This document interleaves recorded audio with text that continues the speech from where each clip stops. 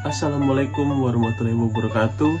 Shalom, perkenalkan nama saya Aca Azharia Salising dengan NIM 250210501012 dari kelas Prodi Teknik Komputer A 2025. Pada hari ini saya akan menjelaskan materi terkait siklus fetch, decode, dan execute dalam SAP 1. Tujuan tugas ini adalah untuk memenuhi mata kuliah arsitektur dan organisasi komputer. Baik, saya akan langsung saja menjelaskan terkait apa itu siklus fetch, decode, dan execute dalam SAP 1. Namun, sebelumnya kita perlu mengetahui dulu apa itu SAP 1. Nah, SAP 1 merupakan simple as possible 1, di mana adalah sebuah model komputer yang sederhana yang digunakan untuk mempelajari dasar-dasar cara kerja dari CPU. SAP 1 memiliki komponen utama seperti program counter, PC, MAR, RAM, instruction register, akumulator, register B, lalu and control unit. Sistem ini hanya mendukung instruksi dasar seperti LDA, add, sub, out, and heal. Tujuan SAP 1 ini adalah untuk menunjukkan bagaimana data dan instruksi diproses secara bertahap di dalam sebuah komputer. Singkatnya, SAP 1 ini adalah sebuah bagan atau sebuah model komputer sederhana untuk digunakan untuk memberikan contoh atau sebagai bahan pembelajaran yang simpel untuk mempelajari dasar-dasar dari cara kerja CPU. Lalu, di dalam SAP 1 ini terdapat berbanyak macam mekanisme kerjanya. Nah, salah satunya adalah siklus fetch, decode, dan execute, yang dimana itu kita akan bahas pada materi kali ini. Nah, lalu bagaimanakah siklus fetch dan decode dan execute dalam SAP 1 ini? Siklus fetch, decode, dan execute adalah proses berulang yang digunakan oleh CPU untuk menjalankan program. Pada tahap fetch, CPU mengambil instruksi dari memori dan menyimpannya di IR. Lalu pada tahap decode, control unit membaca code untuk menentukan jenis operasi yang harus dilakukan. Pada tahap execute, CPU menjalankan instruksi tersebut, misalnya memindahkan data atau melakukan perhitungan di ALU. Lalu setelah selesai, CPU akan mengembalikan ke tahap fetch yang di awal untuk mengambil instruksi berikutnya. Siklus ini terus berulang-ulang selama proses komputer bekerja. Jadi ini adalah salah satu mekanisme kerja di dalam komputer di mana memproses sebuah data melalui dari fetch, decode, dan execute. Nah, untuk lebih jelasnya akan saya tampilkan contoh bagan yang terdapat pada sini. Nah, berikut adalah skema gambar siklus dari fetch dan decode. Nah, sebelum itu kita perlu mengetahui dulu setiap fungsi-fungsi dari komponen-komponen yang ada di dalam siklus fetch ini. Nah, lalu pertama itu program counter. Program counter itu merupakan sebuah alamat penyimpanan alamat yang instruksi. Berikutnya yang akan diambil dari RAM, sehingga setiap selesai mengambil instruksi, nilainya akan bertambah 1. Lalu berikutnya ini adalah MAR atau Memory Address Register, di mana bertujuan untuk menyimpan alamat memori yang sedang diakses. Alamat bisa berasal dari PC atau dari IR. Lalu berikutnya ialah RAM, di mana RAM ini bertujuan untuk sebagai tempat penyimpanan instruksi dan data, MAR untuk menentukan alamat yang mana bisa dibaca. Selanjutnya itu adalah instruction register. Instruction register ini menyimpan sebuah instruksi yang sedang dijalankan. Misalnya 4 bit di kiri merupakan opcode dan 4 bit di kanan itu ada merupakan operan. Lalu selanjutnya ialah control unit atau control sequence. Nah, ini untuk mengatur seluruh jalannya sistem yang ada dalam sinyal kontrol untuk menentukan kapan komponen setiap ini harus bekerja. Jadi dia yang ingin mengontrol setiap perjalanan atau alur dari proses tersebut. Nah, lanjut itu adalah akumulator.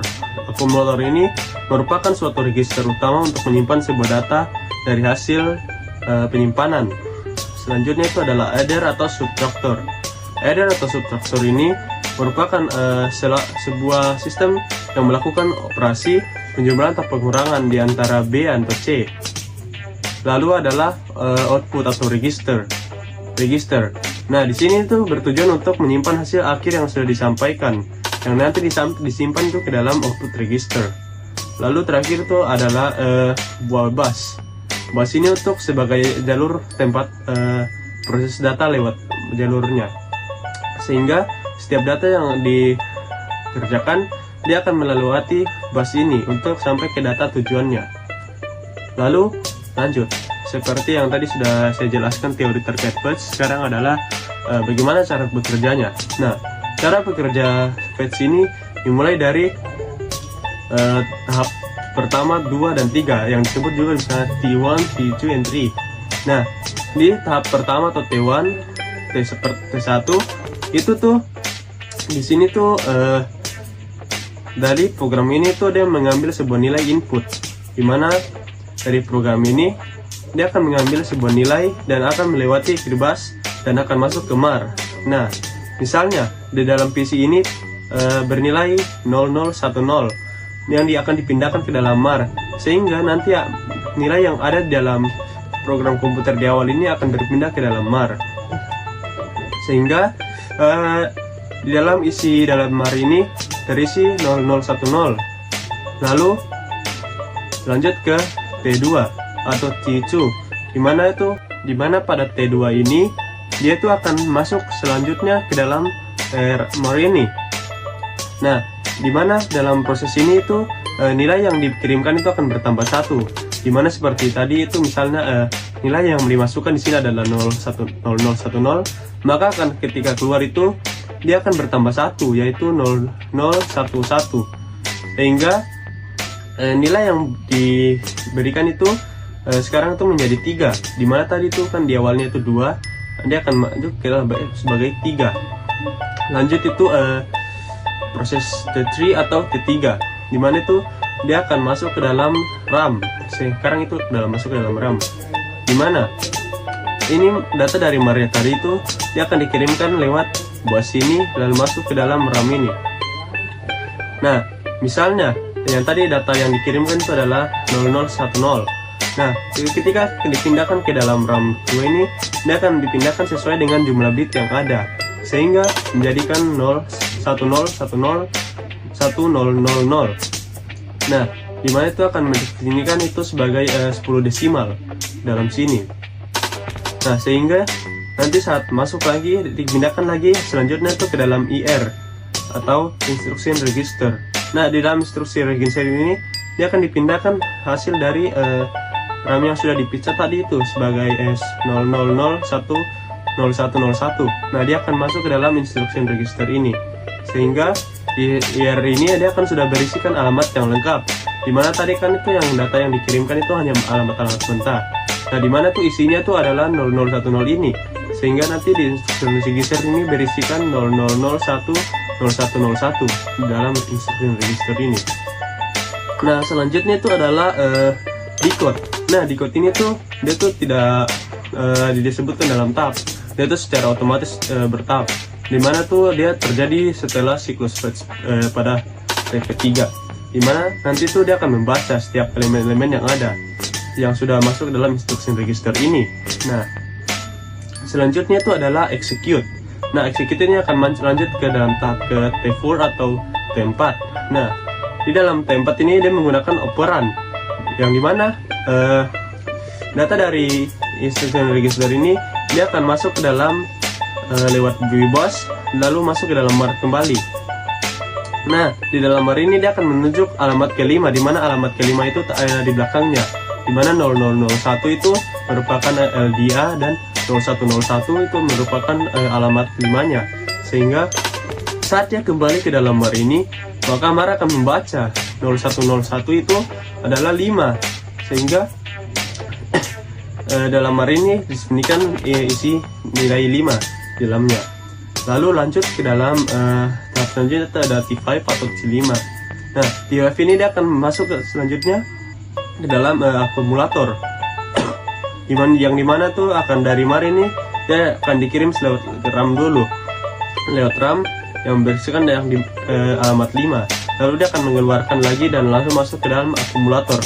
Nah, di dalam akumulator ini dia akan membaca lagi ulang, yaitu nilai-nilai yang tadi 0,0001,01,01. Nah, dia akan masuk ke dalam akumulator ini. Lalu selanjutnya itu T5. Nah, di T6. Nah, sehingga dalam itu tuh selanjutnya tuh di T6 ini dia tuh membuat sebuah proses di mana ALU bekerja atau akumulator bekerja, di mana misalnya A itu adalah sama dengan A tambah B, sehingga misalnya contohnya tuh nilai A itu adalah 0,00101, terus B itu adalah 0,000 sampai 7 kali terus 1. Nah, dimana tuh kalau A itu definisikan sebagai 0,1 itu ada 10, lalu B itu adalah 3. Nah, sehingga nanti kalau sekarang ditambah, otomatis jumlahnya adalah 13, sehingga nanti yang tersimpan itu dalam akumulator ini adalah 13. Nah, sekarang lanjut di blok other. Nah, maksudnya blok other ini atau subtractor ini untuk apa? Nah, ini tuh adalah hasil keluar dari ALU yang dimana akan masuk kembali ke dalam akumulator lagi. Nah, siklus ini terjadi berulang-ulang hingga terjadi berulang-ulang selama proses komputer ini bekerja.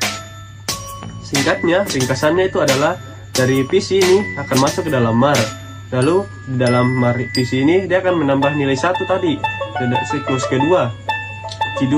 Nah, setelah itu dari PC ini dia akan masuk ke dalam IR. Dia akan mengirimkan ke RAM, baru RAM akan mengirimkan ke IR atau instruction register. Lalu dari register ini dia akan mengontrol execute yang dimana masuk ke dalam decode, dia akan membaca. Nah, setelah itu dari itu dia akan mengembalikan lagi ke dalam RAM. Nah, ke dalam RAM ini dia akan lanjut lagi masuk ke dalam akumulator. Nah, di dalam akumulator ini terjadi proses pengeksekusian tadi ditambah nilainya. Nah, sehingga dari itu dia akan mengirimkan ke dalam ID subtractor. Lalu subtractor ini akan kembali ke RAM. Nah, proses ini terjadi berulang-ulang hingga proses komputer berakhir. Ya, singkatnya seperti itu. Nah, selanjutnya itu adalah kesimpulan yang dapat kita dapat dari penjelasan itu adalah berdasarkan penjelasan materi di atas, dapat dipahami bahwa SAP saat ini merupakan model komputer sederhana yang bekerja menggunakan siklus fetch, decode, dan execute. Pada tahap fetch, instruksi diambil dari memori menggunakan PC dan MAR. Pada tahap decode, instruksi diterjemahkan oleh control unit berdasarkan opcode pada IR. Pada tahap execute, instruksi dijalankan seperti memindahkan data atau melakukan operasi aritmatika di ALU. Proses ini berlangsung secara berulang dan teratur, sehingga menunjukkan bagaimana CPU bekerja secara sistematis dalam menjalankan sebuah program. Baik, sekian pemateri-materi dari saya. Minta maaf bila ada salah kata atau pengucapan yang kurang baik atau kurang benar terkait materinya. Sampai sini saya ucapkan terima kasih. Terima kasih.